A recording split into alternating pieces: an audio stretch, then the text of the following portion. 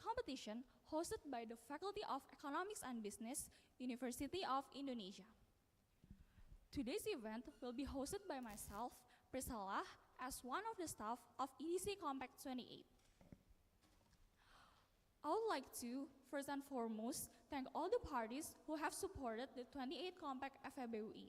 This event would not have been possible without the support of Yoshinoya, Satu Dental, Itoen, MNC, Monarch Studios, PT Permodalan Nasional Madani, Realco, Sinde Communication, Astra Credit Company, Kacamatamu, Tuntun Sekuritas, Garnier, Mendom, Lucido LN Pusele, Marina, White Lab, Telkomsel, Jamkrindo, Kalbi, Potabi and Guribi, Fifth Group, Jeep, Pelindo, Pigeon, Celebon, LPM FEBU.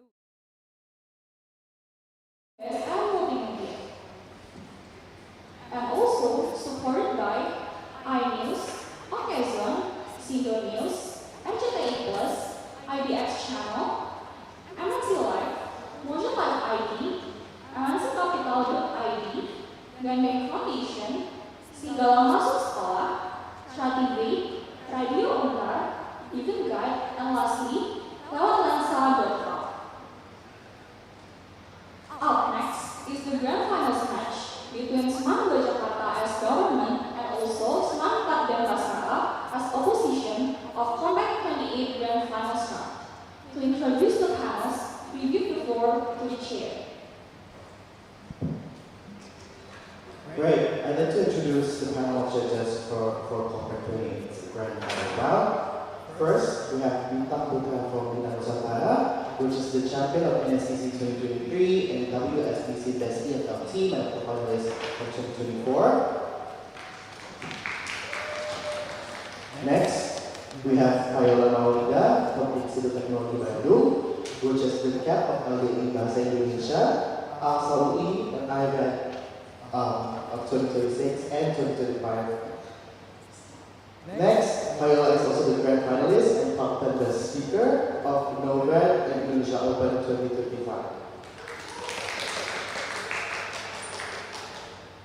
The third judge in the panel is Francisca Anastasia from Universitas Kristen Indonesia, who is the Open Champion of NUDC 2024 and the Core Education Panel member of NUDC 2025. Next is Moena Kusuma for Universitas Brawijaya, which is the Best Animal Educator of UNDC 2023 and the Invited Educator for Seleksi NSTC LDBI, Jawa Timur 2025. Lastly, you have me, he as the chair of Universitas Indonesia, which is the champion and top 10 speakers of ASA 2024 and Open 2025, alongside being the CAP for ASA 2025, ASA 2023, and Indonesia Open 2025.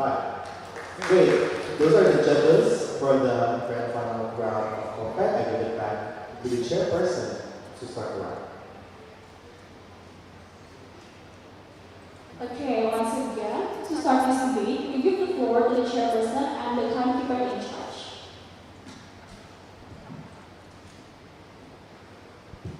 Welcome to the grand final round between Semangat Jakarta as government and Semangat Denpasar as opposition. We're debating upon the motion, this house prefers a world where artificial intelligence was never introduced to all mankind. To start the debate, we call upon the Prime Minister to open your case. Hear, hear.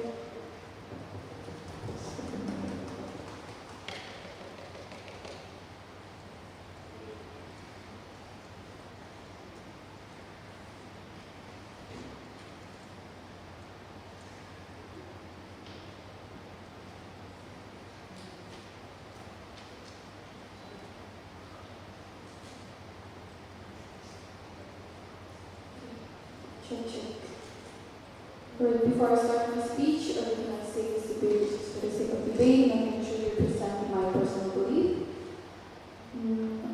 I'll be starting my speech in 3, 2, 1.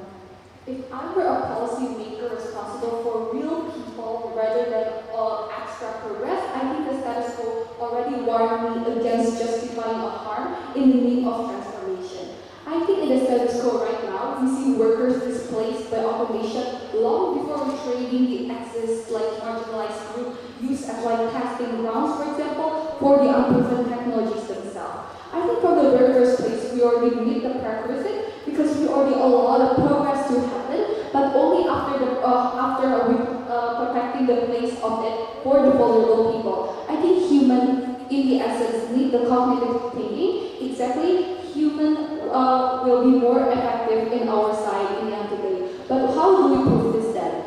Two burden of proof from side government. Firstly, why inevitable risk is not going to outweigh by the benefit of opposition idea. But secondly, why the status quo will be better on our side, right? But what's the burden on opposition? Why is it actually justified to prioritize innovation in the name of the irreversible harm that it will put in the end of the day? But moving on, the vulnerable actor, of course, the rural communities themselves, that is actually going to be related to my speech then.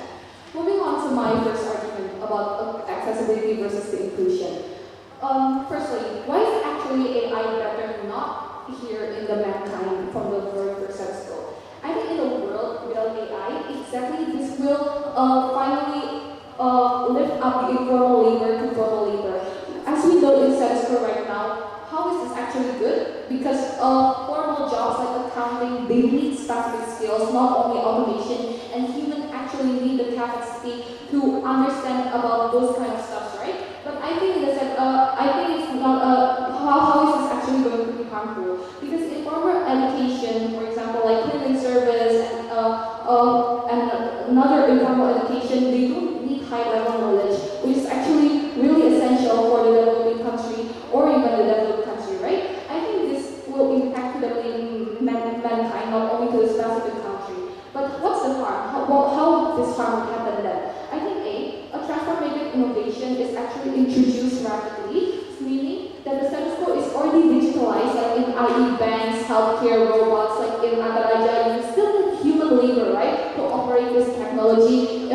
Even if like in Antaraja factories, for example, there are lots of like robots, you still need human to integrate those robots and the ability and the knowledge to actually integrate those things. So there's a prerequisite burden that happens on our side first. But here's the key: we're not talking about talking only how to increase the job market, but also how human resources actually will happen on our side. This is exclusively coming only from our side, right? But secondly, exactly if automation is cancelled, then digitalization will be even accessed more widely on our side, like Google, YouTube. Exactly, not more people will even access on those stuff and innovate more on those stuff rather than doing automation. Like right now, there are lots of people using homeworks, doing their homeworks using automation, right? I think it's going to be much better for them to do research rather than doing that, right? But moving on, what's the environmental harm then? I think firstly, the AI will also why would you still need human to work when the comparative is us letting them to lay off, but still getting the development of the resources that they can still get from this AI technology? Okay, exactly. I think talking about the environmental harm, exactly the AI will eventually deteriorate the society in the end of the day, because in the status quo, AI uses so much power and it takes a long time and takes too much space. We're basically losing our earth in the name of the innovation and efficiency, right? You know, AI needs to use lots of power like water and so on. But what would they say? What would they say to this debate? What do they come to this debate? They would want to innovate something. They want sustainability, for example. But I think that won't happen because the status quo is already dying in the current status quo, and AI are profit-driven and they don't want to lose GDP. Exactly. Anything you put to them, like they will still eventually focus on GDP.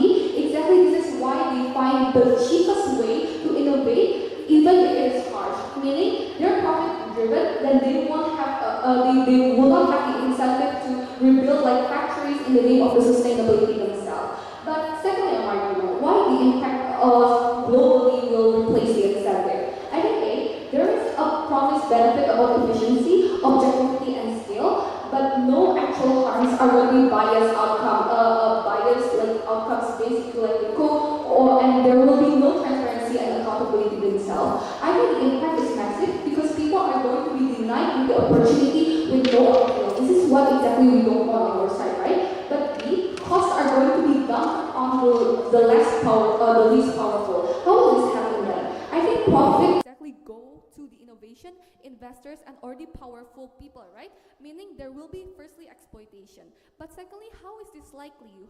Why will this happen? I think A, innovation is driven by the private actors like profit, speed, and first mover advantage, for example. But B, I think the least powerful has the least bargaining power and lack the unions and the legal access. And when the costs and are pressured by the automation quickly, they will fail on these least and will least able to resist in the end of the day. The impact is really massive because it will create a really intergenerational harm. How will this look like? Firstly, the loss of job, right? Meaning that it will lose the education themselves and also reduce the social mobility. But secondly, the entire communities will then fall behind no realistic recovery, exactly because trust in the government, institution, and process narrative will also collapse on their side because the society will no longer trust in the government themselves because they're too reliant on the automation themselves. But how do we prove this then? Take an example in automation in manufacturing then. I think companies automate to increase the efficiency, right? And the effect is really domino because factory worker will lose job and there are no retraining yet. And who will pay? Of course, the low-skilled worker and the communities that depends on one industries. But who will benefit then? Of course, the companies that share like the holders, the rich owners, and the consumers in the wealthy market, right? So even if economy grow later, two things. A, displaced worker don't automatically re-enter, but secondly, there will be a lost income and dignity. Exactly, the costs aren't evenly gonna be shared, right? But what will they say then? They will say even if benefit will eventually reach everyone or trickle down, A, victims. Okay.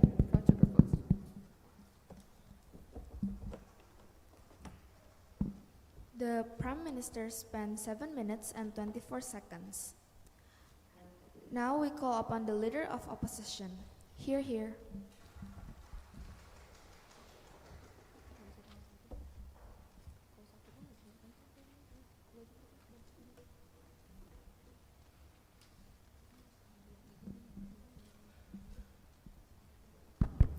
Okay, trigger warning, sorry if there are any sensitive issues, but I think there's nothing, but only for the bid purposes. POI, just stand up, raise your hand and say POI. I'll start my speech in 3, 2, 1. Several setup for clearing and also recontextualizing this debate in order to make this debate clearer. Firstly, what kind of AI we're talking about? I think we upscale this debate.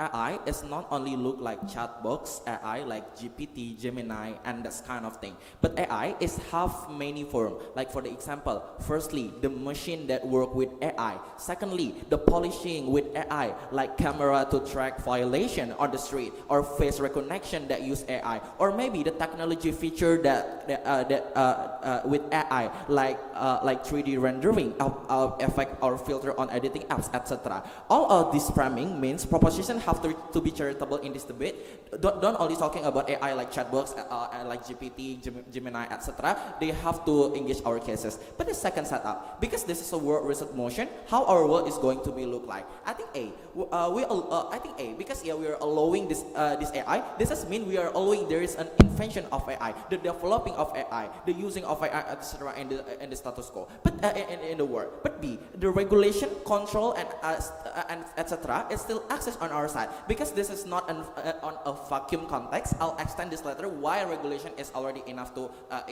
engage all of their harm that posed to you. But let's move to the argumentation. Firstly, Firstly, why we get better efficiency in all sectors? Because I think in this debate we are talking about a world in general. So I'll prove to you why AI is beneficial for all of the sector, all of the spectrum in the society. Firstly, let's we context first the condition and the status quo before the existence of AI. I think the development is most likely and probably is slow because of what? Because all of the job is worked by the human, but the problem is human have so many limitations.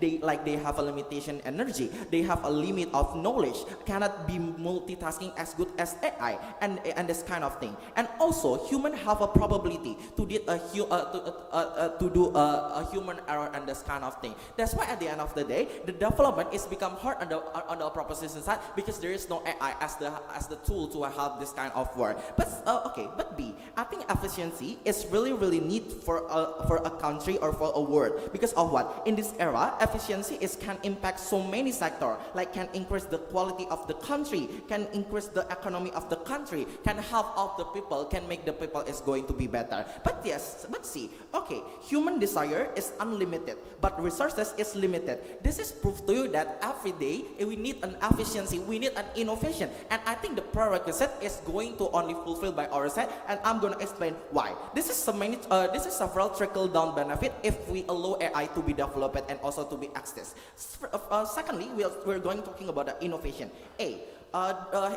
When there is the existence of AI, we can innovate so many things, because AI has so much database in the comparison to the human have limitation and knowledge, etc. With this technology, I think at the end of the day, AI can more easier to create an innovation. They don't have to think so long time, but they can research so many database in just like 1 minute, etc. This is why at the end of the day, innovation is become better on our side. But B, I think with AI, you can build something with efficiency material, like less money. For the example, company can combine their machine with what they need at the end of the day, like more effective at the end of the day with combination of AI. But see, I think AI is going to always develop on our side, because if there is the existence of AI, our company want to create the best AI. They really have a big incentive to create the best of what they can do. That's why at the end of the day, AI is going better on our side. But D, let's we see the pragmatic benefit. I think at the end of the day, the benefit from this all of innovation is you become more accessible to gain some product, because the efficiency of the cost make the product is become cheaper on our side. That's why at the end of the day, innovation has become really urgent, and also this is linked back to the country economy, and I'll extend this later. But yeah, let's the third layer, we're going to talking about the healthcare. I think with AI, this is going to be improved because of what? Data is so many, but I think not everyone can memorize this. There is Google Docs, etc., to write down all of the data from the patient, for the example. But the problem is, humans have the limitation. At least AI, the only one can do this. They can read all of the data and also can give a summarize or giving the data that you want, for the example. But the urgency is this is good for people who don't have so much time. They need efficiency time. They need a fastest way to get, for the example, the answer, etc. That's why at the end of the day this has become good. But the benefit is coming from the regulation become good. I think before bureaucracy is so slow, because have to do all of this thing manual. With AI, at least at the end of the day, you can use this AI to increase the bureaucracy. You don't have to do all of this kind of manually. But lastly then, I think this is talking about the personal convenience. This is going to cut your time to do something. Here's the context. In the status quo, people are very busy. They have to work, they have to study, and they have do the other thing. But B, without AI, so many things that you have to do manually. At least the comparison is, on our side, if you have an AI, you can do something and you can research something with efficiency time. Why this is important? Because firstly, you cannot buy time. At least on our side, you're gonna have more time, because you can do something with efficiency. This is going to implication that firstly you can spend your time wisely and do something that more beneficial. But secondly, you way better happy because you can use your time. Let's we link back all of this benefit. I think for the country become developed well, economic increase, and also more efficiency, GDP increase, etc. But for the people, general thing, they gain a benefit. But the second argumentation. Why job and cognitive still safe on our side? Firstly, I think when AI exists, not suddenly all of the job gonna gone, right? Because here's the thing. are already access so many regulation. I think factory is cannot replace so many job with AI because if they did this, it is because if they did, they have to pay the tax to the government. That's why in the status quo, regulation is already enough to limit the company to replace all of this kind of job. But B, I think society is access as check and balance. People going to mad to this government if they not getting job. They demand to government to open many sectoral. But see, not this. I think AI is cannot immediately run by itself. We still need human to control and drive it. Like human control the machine, etc. That's why job is not suddenly gone. But D, let me be charitable in this debate. I think at the end of the day, if there is some people who lost their job, world is not vacuum. New job is gonna open. Like example, job for maintain AI or job that trickle down benefit from the AI. So many sectors gonna open. That's why all of the job issue is already we proof. But secondly, about the cognitive, I think cognitive is going to matters on the both side because the people that lazy to study still access on their side. The comparison is, I think the research standard is going to increase on our side. Proud to oppose. The Leader of Opposition spent 7 minutes and 22 seconds. Now we call upon the Deputy Prime Minister. Hear, hear.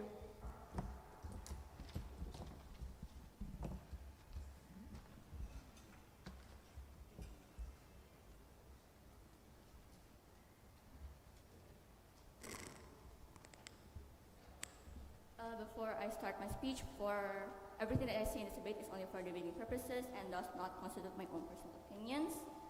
And I'll begin my speech in 3, 2, 1. If I was, as a person in a rural area, living without the access of AI, when the world revolves in the industry of AI market in the status quo, and I'm left behind without access to these technologies like phones, internet, not even AI, is when we can see the status quo is actually being harmed because of the presence of AI itself. This is why we believe that the world without AI is more preferable, proud to propose. Now moving on to a few clarifications before I move on to my clashes. Firstly, let's do a bit of reframing here. So like, what does a world with AI look like? If this means like AI will do the most of like thinking and analysis. For example, when you do your homework, you ask AI to help you give your straight answers like instantly. But also like, for example, this means that with AI, there's an inherent tendency to rely on AI to give you easy access or a way to gain knowledge without actual effort. This means that you gain the efficiency you give is actually bad because people are much more likely to rely on AI rather than test their own capabilities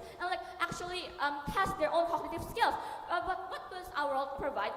When a world without AI, people are more forced to use like their own effort to try and like, for example, find research to try and find the answers. I'll explain later on why this is actually beneficial and exclusive to our side. But also, what are the manifestations here? On our side, this means like, for example, taxation is calculated by which means, for example, there's more manual labor. For example, like taxation, you need to use like manual calculators. So there's will be like more inefficiency. But for example, you also like face a problem. You need to like think for yourself and how to solve it.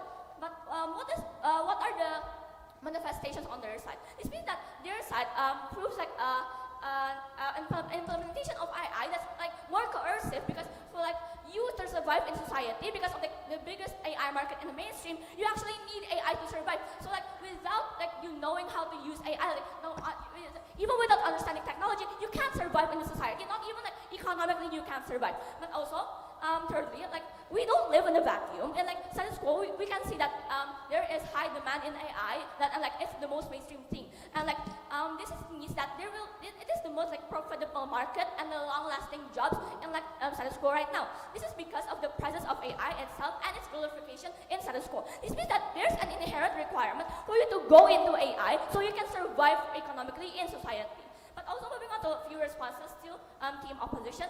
So like I believe that the trickle-down effect that you provide is actually also improbable, and because the accessibility in the first place is actually only for like disprivileged people. For example, like the ones living in big cities, urban areas, who actually have accessible technologies and internet, for example, so that they can actually access this AI. So like this means that the impact itself of these AI improvements is actually very minimal to these people, rural people that actually can't access these AI technologies. Even like for example, like phones that's traditional. But also moving on to my three contributions in my speech, I'll be talking about urgency and then about social disparity, but also like extension on how without AI, you actually build a more sustainable society in our side of the house. First, catch on under urgency. We told you why it's so urgent because under their side, you basically create a coercion, or you need to live with, use AI to survive in this economy. This is exactly harmful because in a world that demands AI development to be moving forward, this means that there's a high likelihood that you leave people that can't access AI. For example, like rural people, when you don't have AI, no internet, no cell tower, no phones.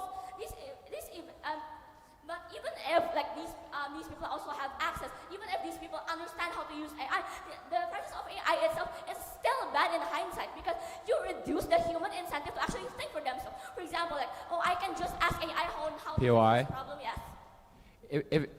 Why would people just use Gemini for the sake of it and it's not an incentive harm? Because if people do research with AI, it means the bar of a decent research get higher. It's a race to the top. Development is better under our side.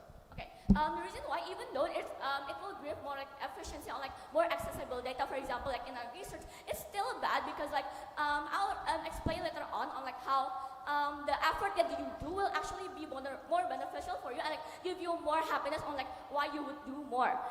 Because like for example, this also means that with the presence of AI, you also replace human resources and labor. You replace it like with an AI, for example, like accountants, for example.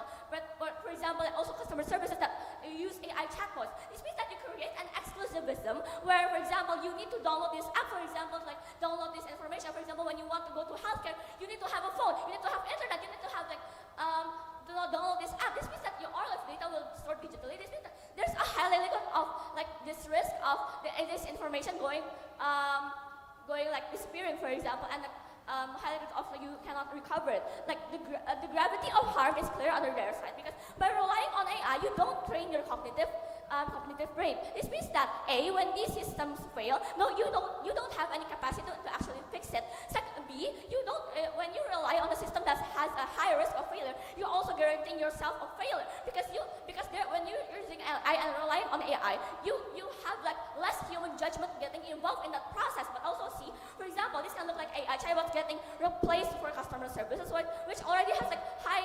unreliability, for example, because like in SQ we can already see right these AI chatbots getting like overwhelmed, for example. But also let's take them at the best case here. Even though AI plays a crucial role in like faster innovation and growth globally, this is exactly why your focus will be on growth and not caring about the accessibility for rural people because AI is so expensive to actually expand on. Because the harm here is bigger under their side because you focus on practicality rather than possibility of equality. That's why slower growth is still kind of outside. Yes. If AI only accessible for the privileged people, then the question is why cognitive decline and the several harm that you pose to me, why people don't have incentives to use their own capability? I think they even cannot afford this AI because this is only for the privileged one. Okay, so like even if like for example when we call about like privileged one only can access AI, this is exactly why we mean like these privileged people will like depend more on AI because they have like a more efficient way on like getting information. This is why there will be less taking on effort on how to actually gain this information. Moving on to my extension about why a world without AI creates a society that's more hungry for growth.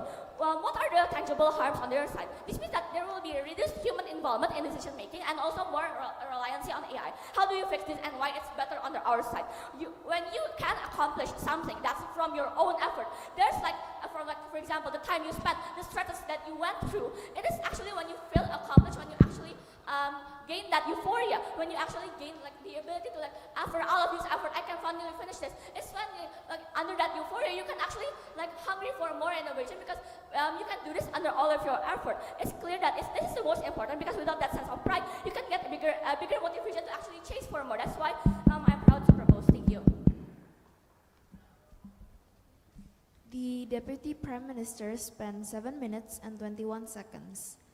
Now we call upon the Deputy Leader of Opposition. Hear, hear.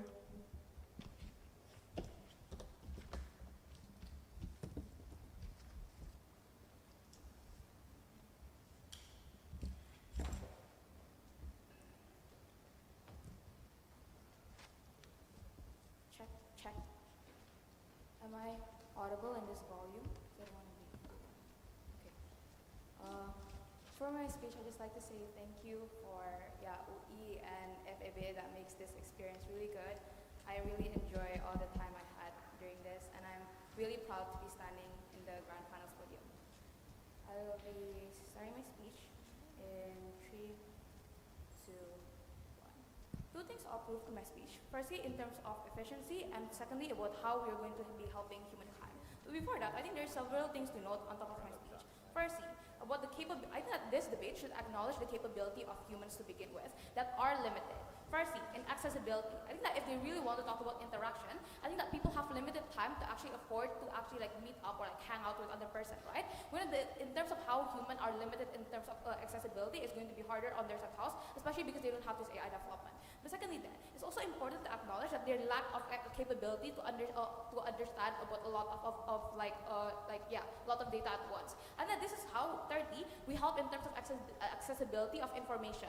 This is how the prerequisite of them to actually be guided in the status quo, and not only in terms of education, and that it is also lagged in terms of how they can get the best information and accurate information. This is only achievable when you can get this AI development. But secondly then, I think that AI development is the prerequisite for other technology improvement, right? This looks like the automation and machinery that also really needs AI, and in terms of how if AI is developed and is applied to humankind, and it's also going to trickle down in terms of how the technology improvement is going to happen at the end of the day. But thirdly then, when you really talk about the risk of AI being failure, I think that firstly, they fail to understand that the likelihood of this is the really worst case scenario, right? Given the fact that their own framing say that it's going to be taking a lot of time to regulate, and that it's already pushed to you that there's going to be a lot of checks and balances and going to trials and errors that they try to bring before actually putting AI towards this humankind, right? But notice that how AI operates is based on like human data and situation that has been compiled from decades, right? This is how they can actually manage to give the accurate data from these for these humans. But first issue in terms of efficiency, right?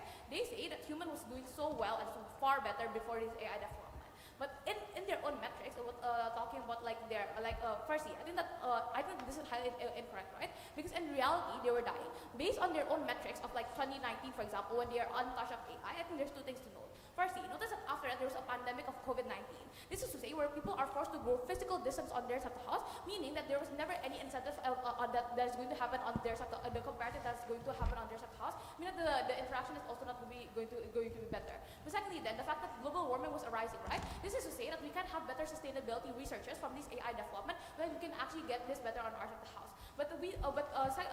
Second response under this, we think that better life exists better on our side of the house. Notice that there's two metrics of a better life. Firstly, in terms of survivability. Secondly, in terms of fulfillment. I'll prove this later on in my second class and how we are going to getting this better. But the second thing they bring this debate was about how AI use so much time and so much speech. Three things I would like to point out. Firstly, notice how this contradicts with their own framing, right? When they say that AI is going to be developed too rapid, I just don't get how they're going to be taking so much time, but it's going to be so much rapid at the end of the day. But secondly, then, okay, we can see that this is going to take so much time, but the trade-off is worth it because this ensures the regulation to be good before actually giving back towards the humankind, right? But thirdly, then, you wait on the end process that is going to be happening, right?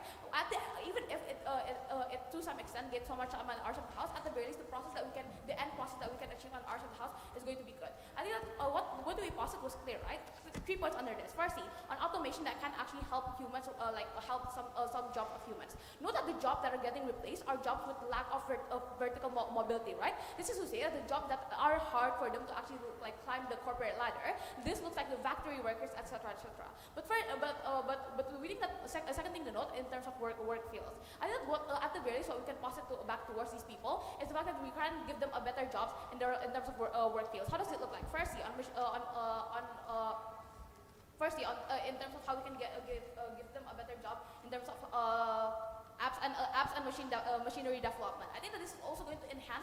This is also going to come when the AI have already developed in and of itself, right? So this means that there's going to be more factories and AI companies that can actually give them these job fields in terms of app and machinery development. But secondly, then in machine maintenance, we have this also open the job fields for these people that can actually find at the end of the day, right? But third thing to note in terms of work field, then I think that firstly, I think AI helped a lot in machinery, right? This looks like the detecting resources machine that can actually get them the best resources and not exclude other resources that is used in agriculture infrastructures. But secondly, then in data transparency, and then AI can actually help and get a fraud detection that is going to exist in their side of the house because humans are incapable of this. And let's put down the PF's entire points in terms of how skills in accounting is needed, for example, because at the various hours of the house we can have this fraud detection. But fifth thing to note in terms of urgency of this efficiency, I think that firstly, in terms of education, we think that we can nudge the educational system given the fact that they can get more sources of information. But secondly, then in terms of researchers, I think that we can get more stimulated data on the hours of the house when these AIs that actually develop, right? But thirdly, in terms of the growth of the industry, I think that this is also going to be this is also going to get this is also going to nudge the companies that we have deposited in Jericho. But lastly, then the trickle down POI. economic impact. I think that the moment where this have already improved for these companies is also going to trickle down in terms of how we can actually tax these AI companies, and we can actually get more money from this taxation. But worst case scenario is that it limits it really limits the work field. But I think that we've already postulated there's the regulation from the government. If there's so much protest that their jobs are getting taken, I think that there's going to be an outlet from the government. POI. How is it charitable that this AI could open job fields when exactly the prerequisite of skills aren't fulfilled on your side? I'm going to talk about this in my second issue. But second issue in terms of humankind that is going to be aligned to that. I think that there's two metrics of sustaining human lives. Firstly, in terms of the survivability of getting resources, in terms of how it's going to be easier for them to actually live. But secondly, then the actually essence of human interaction. Okay, if you're being charitable, that human interaction will be better in their house, they'll prove to you why the survivability is better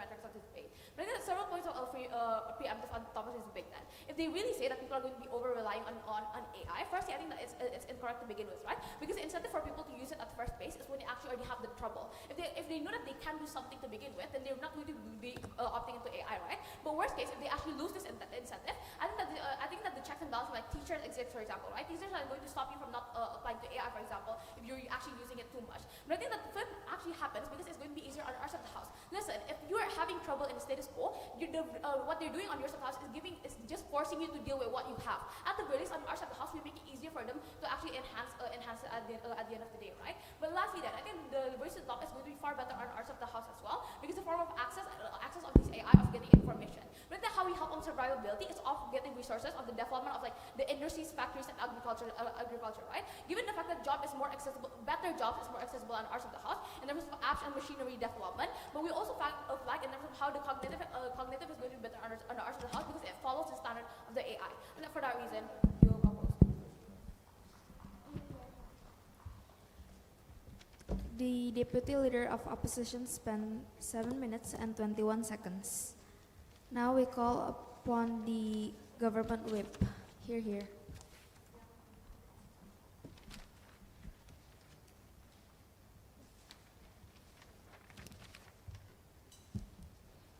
Before I start, I may have to ask time to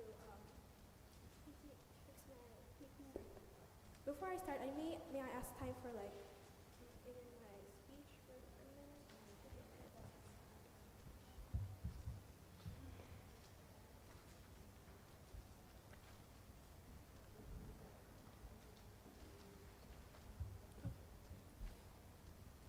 Okay, I'll give you POI time. I'll say POI in 1 to 3 for my second clash. So before that, don't try to disrupt my speech. And if I don't, that means I don't have enough time. Simply, I'll be starting my speech in 3, 2, 1. Panels on a day-to-day basis. I myself can't live a day without AI for schoolwork, for decision making, and brainstorming. I'm simply so attached to the efficiency that my mind simply can't help but rely on it for everything. This is what happens to millions of people worldwide who underside opposition. What I'm proud to propose: 3 main reasons why opposition has failed this debate. First, they haven't responded on the AI reliance, on how this is actually going to be more harmful in the very beginning. And second, principally why AI is justifiable under all the societal and especially environmental harm. And third, the manifestation why profit-oriented AI companies would want to lose GDP to fulfill moral burden. Therefore, I'll be proving to you 2 things. First, how the inevitable risk of AI is so harmful that it outweighs any benefit proposed by said opposition. But second, why the world would be a better place without AI in the very first place. But before that, let's just move on to my first clash. Let's talk about the principle and why opposition is so selfish in the end of the day. I believe 4 layers of analysis. First, inevitable costs remove moral consent. Okay, innovation forces harm. Affects like workers, marginalized groups, and non-consenting population. Those groups do not choose the risk, and they can't even opt out in the very first beginning. The only benefit you get under opposition is automation or higher efficiency. But what they forget is how they're creating mass like job displacement and the workers that actually be caused while firms actually capture benefit. Predictable harm without consent is exploitation and not progress in the very beginning, right? But second, costs are concentrated while benefits are probably are not actually equal. Who gets benefited from this isn't actually us, but the innovation first, right? The innovators first. And most, while harm is localized, I feel like then layers of environmental damage is actually happening. Panels, if you see us dying in the name of efficiency is justifiable, I think you just don't love your life enough, right? Underside opposition, you don't only get speed of automation, but also speed of your deaths. We told you from the very beginning, AI is so harmful that animals are going extinct, but I believe humans are next, right? So no matter what AI alternative they propose,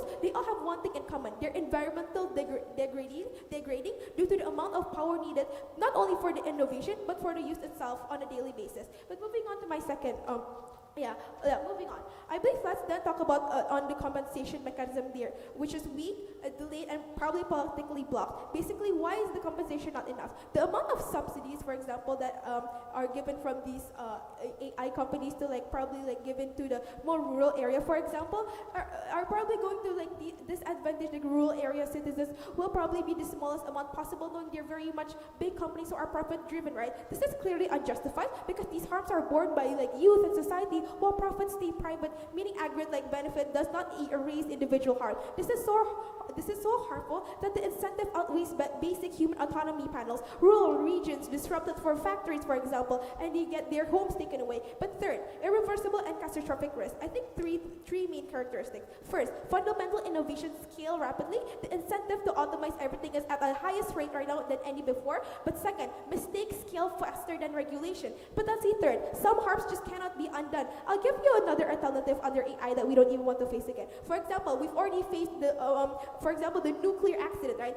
Maybe we get clean energy, but at the sense, or maybe a faster, better energy, but at the sense, climate gets damaged and grid becomes unstable, job loss in fossil fuel sectors, and long-term contamination, which is what AI will probably do in the very end. I believe damage lasts generations because the single innovation causes massive harm.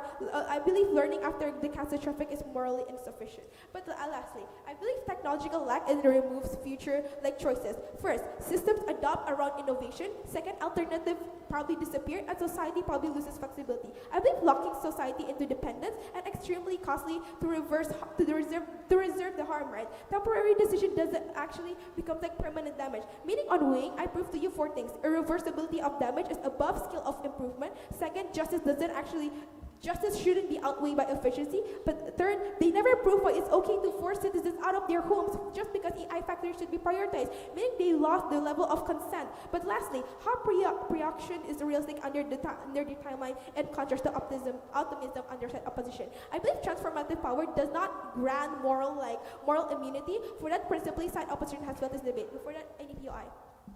Okay, moving on to my second clash on practicality. I prove to you every benefit opposition proposed is still achievable under our side in a more sustainable and healthier version. Up came to this debate and talked about 3 things. Okay, AI is more effective because humans have limitation and every sector will probably become benefited and it will outweigh any risk we impose. I believe, let's first talk about importance of manual labor. Panels, enough on external damages, let's talk about internal degradation. Once you opt into side opposition, you support a world where brains become dumber for the whole. But okay, opposition is going to say innovation needs knowledge. We're going to become smarter in the very end. Not everyone wants to be an AI engineer. Not everyone has the capabilities to be enough to think outside of the box and innovate AI. I believe the ones who get smarter are the only ones who are in the AI sector, meaning everyone else in the other sectors and all of the other citizens will probably most likely become dumber in the very end. But what about us? What about me who aren't interested in AI. I believe the only thing they will get is efficiency, but they'll probably become dumber in the end. But let's talk about social degradation. The incentive to ask, to be curious, and more conversation to find solutions are heavily incentivized, right? So I believe when you talk about accessibility, I believe it's probably not going to happen. But lastly, let's talk about innovation. I believe innovation is going to be in a much more healthier, even though of course not in the same scale. I believe innovation under their side is probably more efficient and can grow rapidly, right? Why is faster innovation that urgent? I don't see the urgency here. Even though innovation under our side will be probably like slower, for example, at least will be more globally justified, and rural people can still play at these fields. That's not much trick. But okay, let's then talk about let's now focus on the social dimension. I believe under their trade, who actually gets the benefit most? The people who have access, right? This means you create a society that is capitalistic, that does only where the rich only get richer and the poor only get poorer, and we all got dumber in the very end, right? At least on our side, there's a bigger incentive to care for these rural people, for example. Why? We focus on innovation and we focus on laborers who actually have more. Who need more work, for example. We give you education that improves not only the way you type in an AI or improve the way you want to make things faster, but the way you want to improve and make them probably smarter in the very end. Like if you do say I want to make the curriculum integrated with AI, I believe then we'll just create over-dependence not only for us but also for younger generations. The younger generations then will probably be, it's easier for us to use AI because the school teaches it, right? Then I believe that under that side, innovation only happens under the AI development sector, and for that more than proud to propose. The government whip spent 7 minutes and 20 seconds. Now we call upon the opposition whip. Hear, hear.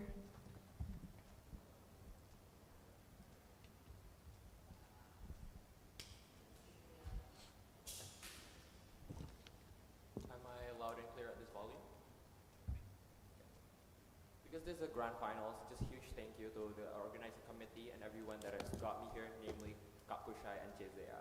This is for our attempts in KOMPeK 27. Starting my speech in three, starting my speech in 3, 2, 1.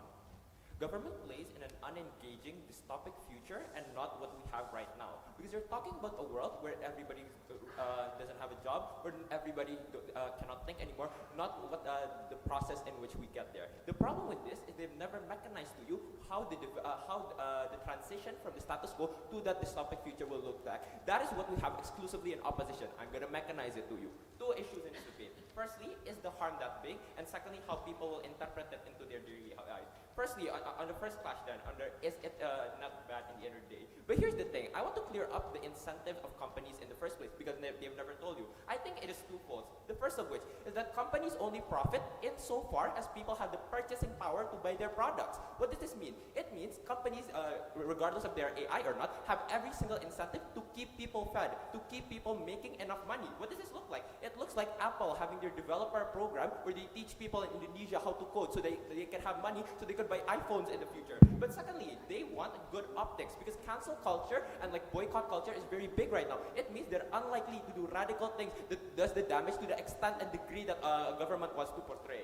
Next thing I'm going to prove to here. They say that people are going to be displaced before retraining. I think this is wrong for 4 reasons. The first of which, I think this is very unlikely. Why? I'm going to do a case study here. The thing is, that when people got replaced by steam engines, they did riot. What does this mean? The riot works, right?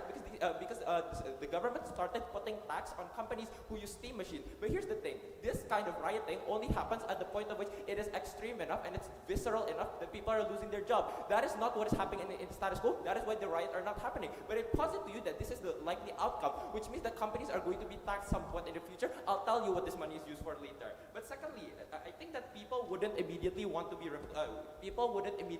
replace all sectors with AI. Because if you told me all my legal files will be immediately handled by AI tomorrow, I'd be outraged. The average person will be outraged. That is why companies are likely to do a transition where people are still working, but they just use AI as a companion that helps them work better. This is the very analysis as to why AI open up jobs, because it analyzes what people actually want. It tells the company, hey, in this part use me and AI, in that part use the people who are working. I think this is a better analysis. Third third response, I'd argue that retraining is a net good for our side. Two reasons. The first of which is because you get jobs with higher vertical mobility. It looks like you working as a developer, or even if you're not that smart, you could KOI. work as the person later. You could work as somebody who maintained the AI servers, right? These are the kind of jobs that likely pay more than being an accountant. But the second of which, I want to flip their claim.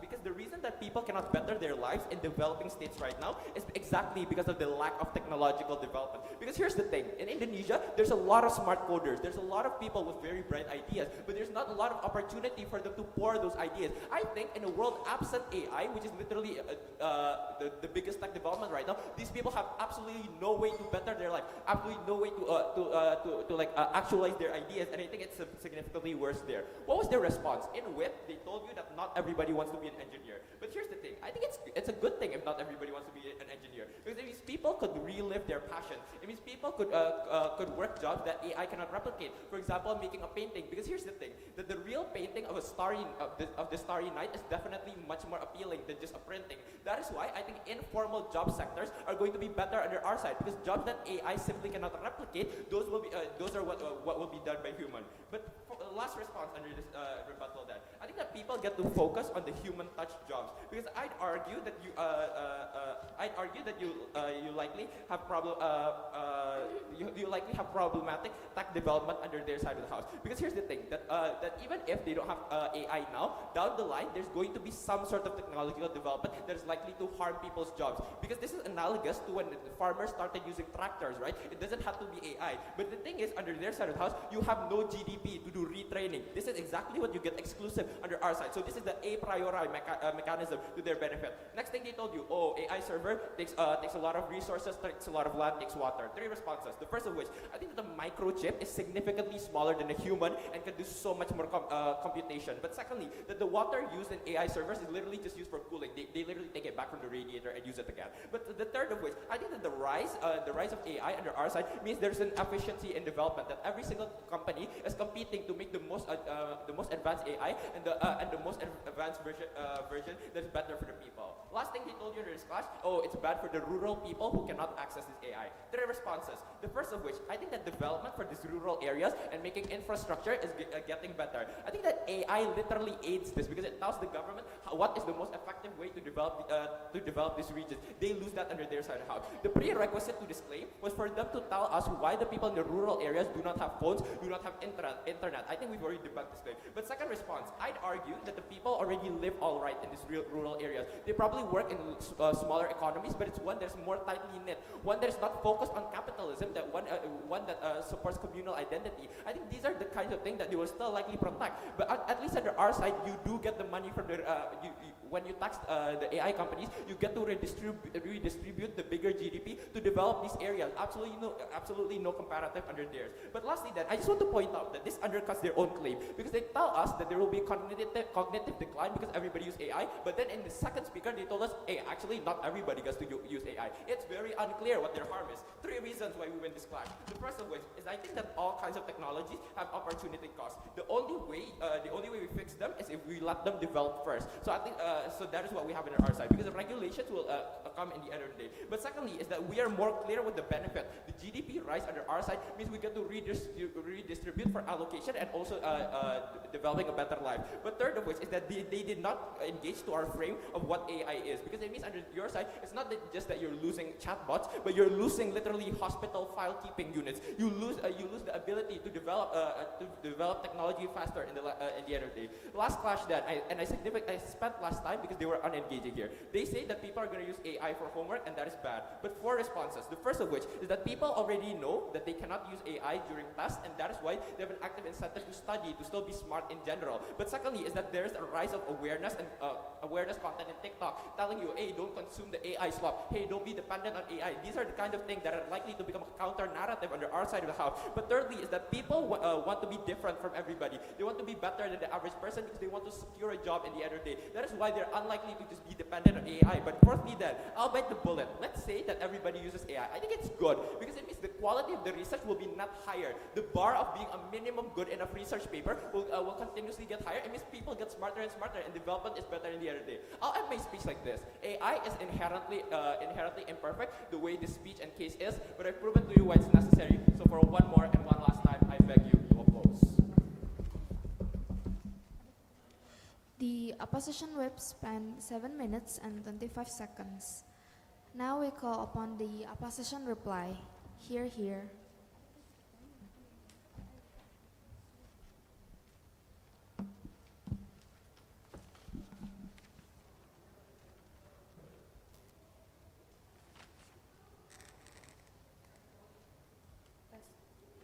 Starting my reply speech in 3, 2, 1.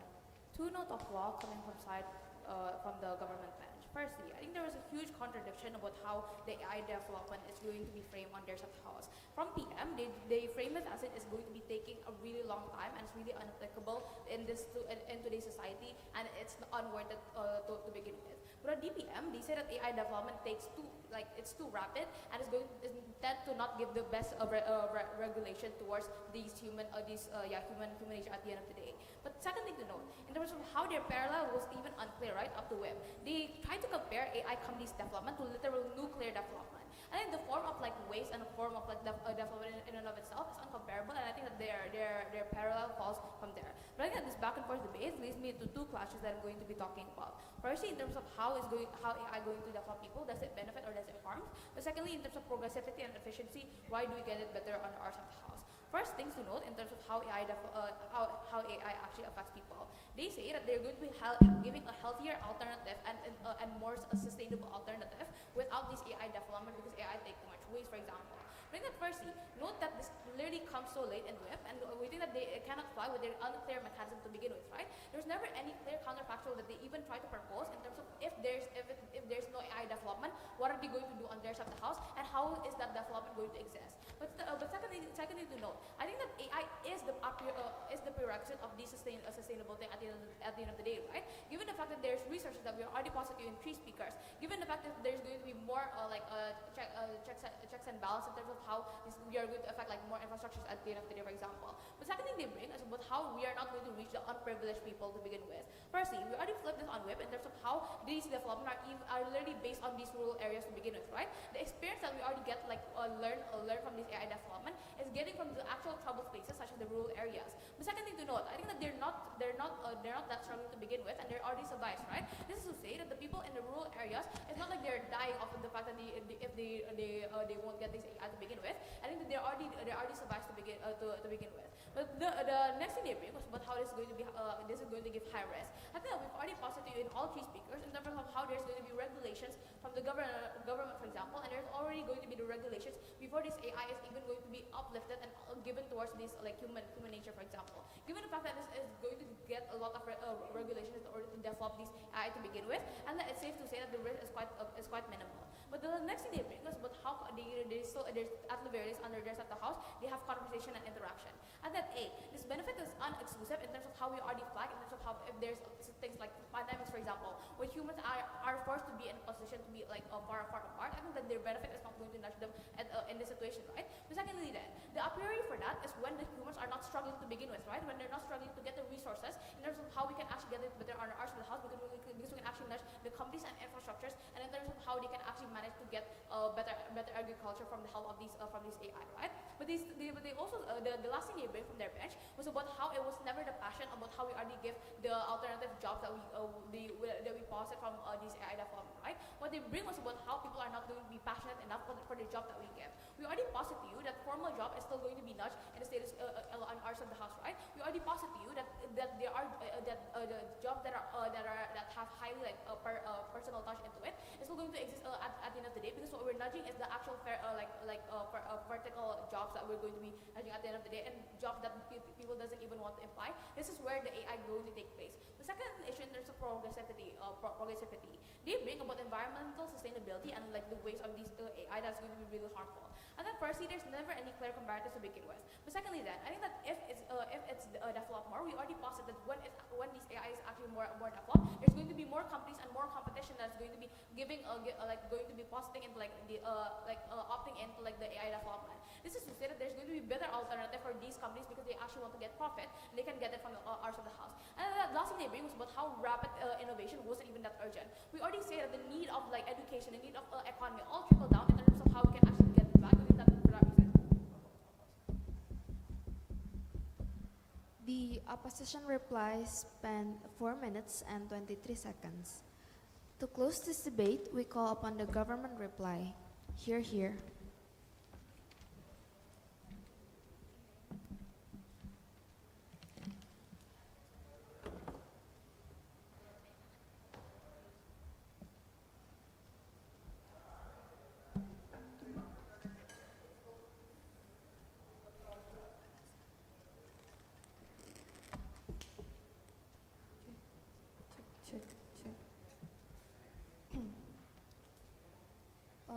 I'll be starting my reply speech in 3, 2, 1. 2 reasons why government should win in this bench. Firstly, rationally, I don't understand why it is rational since the very first speaker stepped into this debate cherishing the efficiency of time, when the efficiency of time will be worse on their side because talking about mankind, meaning rural people in status quo are there, and once you magically maybe send a robots automation in a hospital full of grandparents, for example, then they will simply black out and lose direction because simply there is no integration.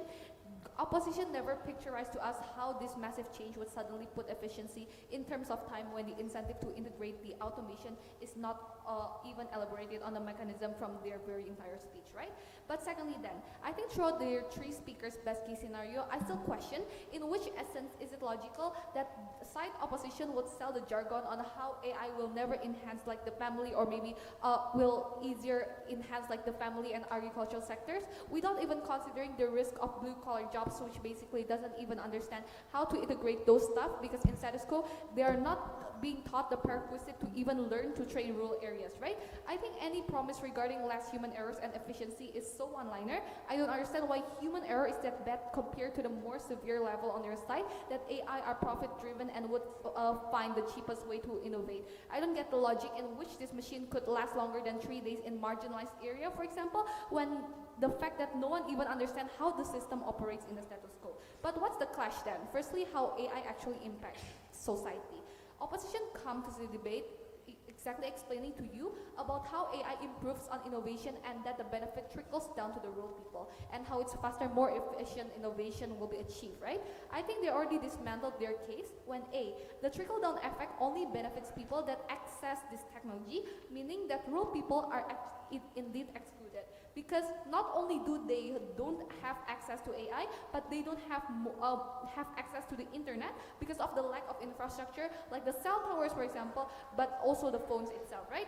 But B, I think the job market you create is also highly exclusive to this privileged people because this AI market requires high knowledge, meaning this is especially bad for rural people because they don't have access, but they also don't have the capacity to understand. You close the market to only privileged people, meaning, but even if everyone in the world gets access and understand how to use AI, it is still bad in the end of the day because for the regular people, they don't have the incentive to improve AI, but fall in the spiral of untraining their cognitive because of the early lifestyle AI given. I think this is especially bad because the prerequisite for innovation is when humans train their cognitive, right? This benefit highly actually relies on the mindset of how these people actually use AI comparatively in our side. Even if innovation is lower, it is okay, it is less innovative and whatnot. The benefit here is delta and clear. People are forced to use their own effort and exactly this is the harm we solve under our side because our side force people to use their own cognitive, meaning our side give the better chance for human to train creatively and intuition. This brain workout is why our side actually brings better human resources with an effective use or cognitive abilities to prove themselves, right? But I think let's talk about hospital data.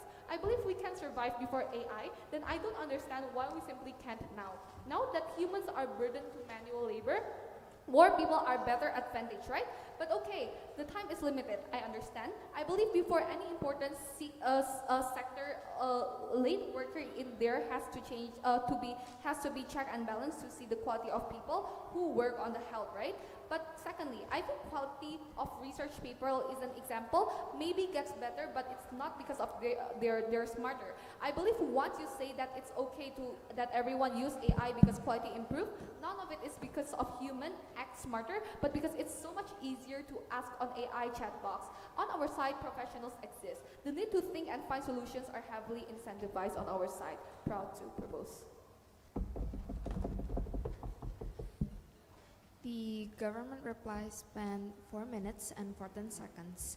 And so this is the end of the debate. Thank you to both teams for your speech. I'm giving back the floor to the Master of Ceremony.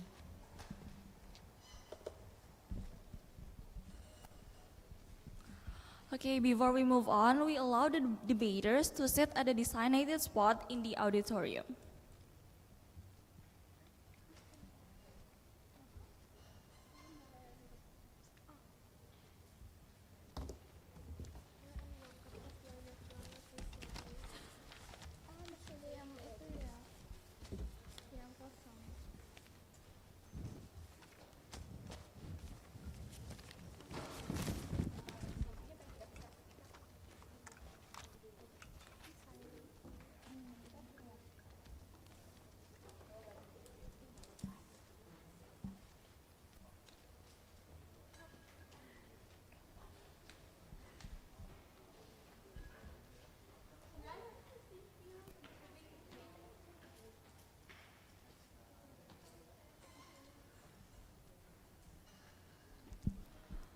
Moving on to the next agenda, we would like to give our Chief Adjudicator and also our Deputy Chief Adjudicator a certificate as a token of appreciation from the 28th KOMPeK FEBUI.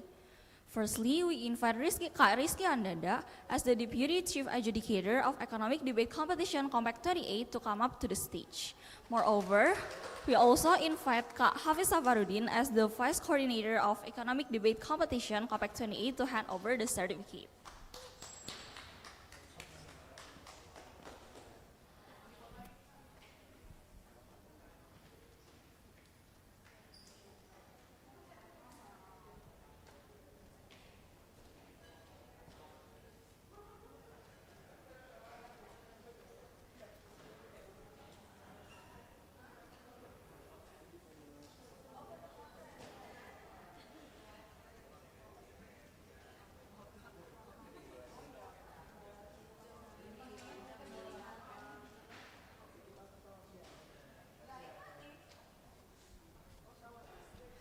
Next, we invite Kak Vinaya Ashoktakani as the Chief Adjudicator of EDC KOMPeK 28 to come up to the stage. Also, we invite Kak Claudia Biru Arianto as the Coordinator of Economic Debate Competition KOMPeK 28 to hand over the certificate.